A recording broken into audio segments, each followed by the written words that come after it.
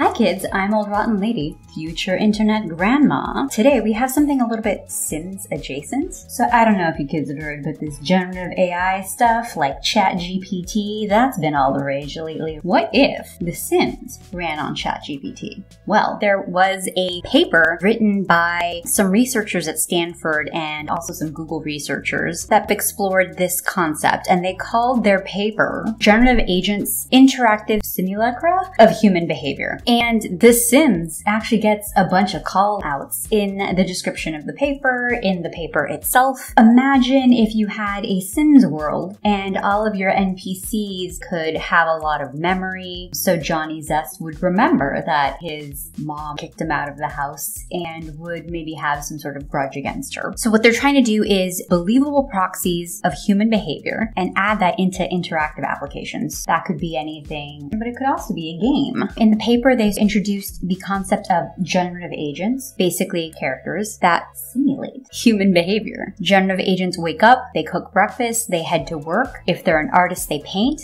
If they're an author, they will write. They form opinions of their own. They initiate conversations. And then they have enough memory to remember the day before and the month before, and they'll act accordingly. So already this sounds like it would be a great addition to The Sims, and your NPCs would feel a little bit more like actual people. They've created an interactive sandbox environment inspired by The Sims, and then the end user can interact with a small town of 25 using natural language. So the prompt. In this demo that they've provided, they basically said these generative agents produce believable and emergent social behaviors. So for example, starting with only a single notion that one agent wants to throw a Valentine's Day party, they autonomously go and invite people to their party, they ask each other out on dates, they agree on a time to show up and meet and go to the party together. They have 25 different characters in this town that honestly looks a little bit like Stardew Valley or Harvest Moon. All of the characters are sort of wandering around town. They've developed their own routine. And usually in a video game, those routines would sort of be pre-programmed, but in this case, it's just sort of suggested, hey, this person, they have to open up their business at 8 a.m. So obviously they have to wake up at 6 a.m., have breakfast at 7 a.m. in order to get to their workplace at 8 a.m. This large language model is actually built on ChatGPT. The paper does say this architecture suggests applications in multiple domains, can be used for role-playing, social prototyping, virtual worlds, and obviously games. The paper goes into a lot more detail about what's going on with the simulation, all the kind of technology behind it. So this flowchart, as we'll see in the demo, is basically how the Valentine's Day party gets planned. Isabella starts planning a Valentine's Day party, and she tells all of these different people, Giorgio, Eddie, John, Wolfgang, Tom, and they can tell other people, right? So Sam tells Jennifer about the fact that they've been invited to the holiday party. So that is the description of the paper. Unfortunately, this isn't a playable demo. I think they mentioned that the compute power that was necessary to run this took a really, really long time. But I figured that we could take a look at the profiles of these generative agents and kind of take a look at what their personalities entail, and then,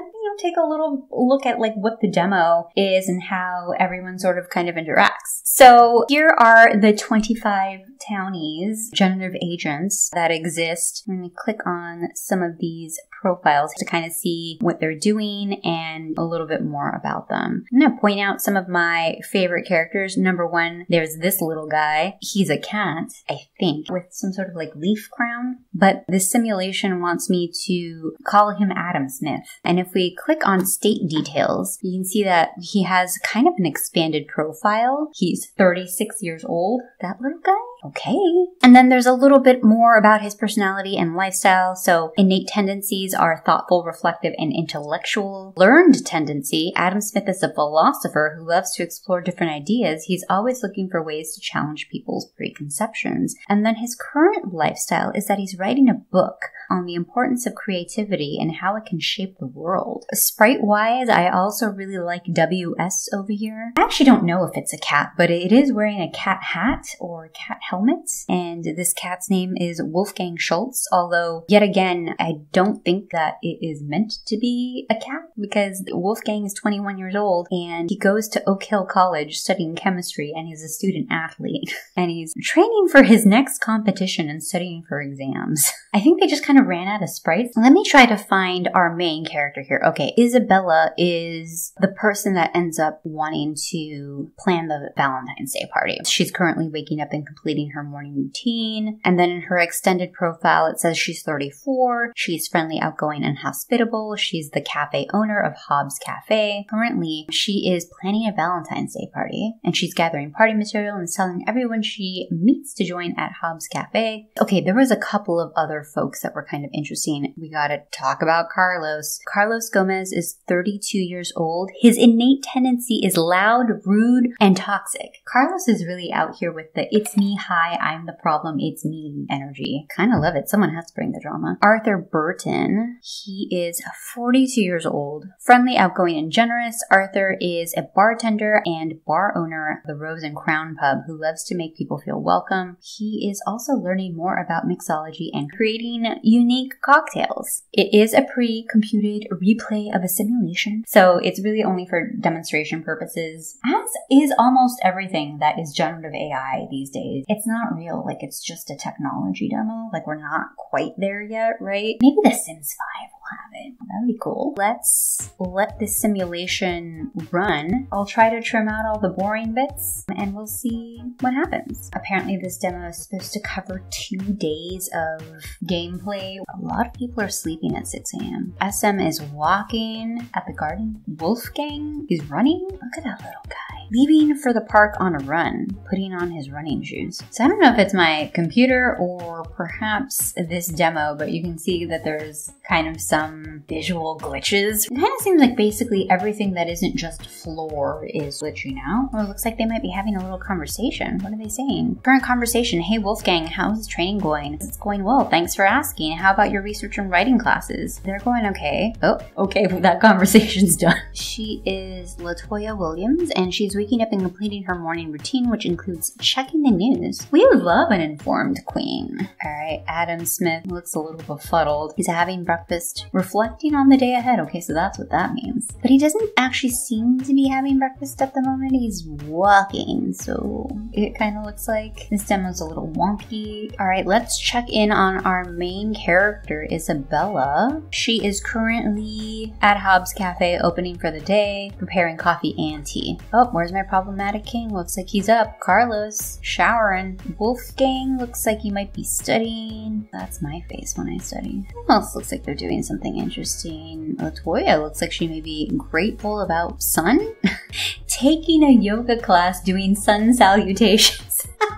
Sure, that's what that means. It's now 7:30 in the morning. Ooh, Isabella. I see you have a croissant and a donut. She is setting out pastries and snacks. This person's having a conversation. Tamara Taylor. She's finishing writing a chapter in her current book. Tamara and Carmen chat about plans for the evening, recommendations for local spots, Tamara's busy schedule, Tamara's new children's book series, Carmen's offer to help Tamara with online book sales, and the upcoming local election. Well, that's a lot to cover in one conversation. Wow, okay. Oh my goodness. This looks complex. Yuriko Yamamoto is starting to work on tax compliance project, researching relevant tax laws. Oh my god, she's having a conversation with Sam Moore. How are you doing? I'm doing well, Sam. How about yourself? Can't complain. I was just taking a stroll in the park and I saw you doing some research. What are you working on? I'm actually working on tax compliance project for a local business. Have you given any thought to who you might be running against in the upcoming election? As if it's his choice. Okay, let's check in on our problematic little bean, Carlos, attending a creative writing workshop, brainstorming ideas for his poem. That honestly sounds wholesome, but you know he's up to no good, right? It's like 9:30 in the morning. We still got 2 sleepy heads right over here. Okay, Adam is in the garden all the time, just from what I have seen. He is having a meeting discussing the topic with the other participants. The topic. Okay, very non-specific.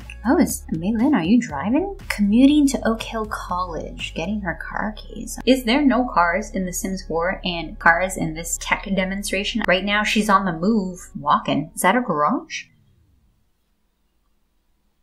They cheaped out. Driving to Oak Hill College. She is plainly walking.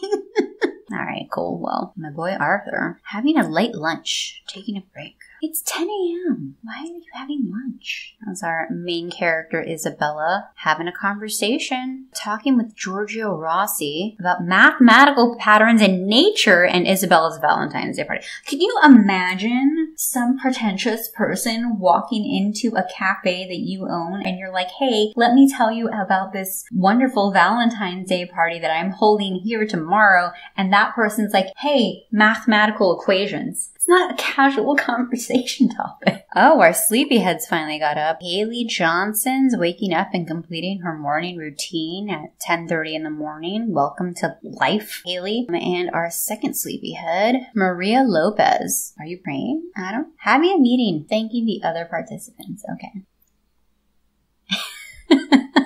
Latoya Williams is working on her photography series, selecting the best photos from her travels. Okay. Arthur and Abigail are discussing incorporating mixology into Abigail's animation project for a more interactive experience, with Arthur offering his latest creations at the bar as a way to take a break. Can you imagine you were trying to work on like some sort of project because you're a student and some bartender's like, here, just keep on drinking. That's hilarious. It's now noon. Adam's got scissors. I should be worried. Working on his book, editing the draft. I get it. Isabella is working at Hobbs Cafe while getting ready for the Valentine's Day party. Arthur, what you doing, cutie? Getting ready to open the Rose and Crown pub. This whole time it wasn't open. He was just serving people lunch there for no reason. Latoya is discussing the local mayoral election and discuss collaborating on a program to teach young people about mixology and bartending, as well as showcasing Latoya's photography series in the pub, and potentially collaborating with a well-known photographer named Adam Smith. Adam was a well-known photographer? Why aren't you taking any pictures, Adam? So I think that's enough of a demo. I think that you guys kind of get the point about what this is trying to do. I really wish that this was maybe a little bit more interactive and you could actually give it the text prompts. Actually let Carlos be the problematic king that he is and cause some drama. That would be really fun. But that being said, the paper makes some really good points about these generative agents. It starts talking at the very end about ethics and societal impact of generative AI. They mention that it raises important ethical concerns that have to be addressed. For example, people can form parasocial relationships with generative agents, that users may anthropomorphize them or attach human emotions to them. And I'll tell you that I've never felt more called out, because do I get overly attached to my Sims? Yeah, I do. But what do you think? Do you think that you would like the Sims to incorporate these smarter townies that are able to build up their own routines, remember things that happened before, plan their own parties? Would you want to see that in The Sims 5 or Project Renee? I know that this was a weird one because it's not The Sims and it's not gameplay, but I thought it was kind of interesting. So if you also thought it was kind of interesting, please give it a thumbs up, and please make sure to leave a comment and tell me if you want to see just more gameplay from me or more casts. But either way, I'd look forward to hearing from you. Thanks so much for watching, kids. Until next time, take care of yourselves. Bye. I almost forgot to mention that I got a haircut, but you probably noticed that.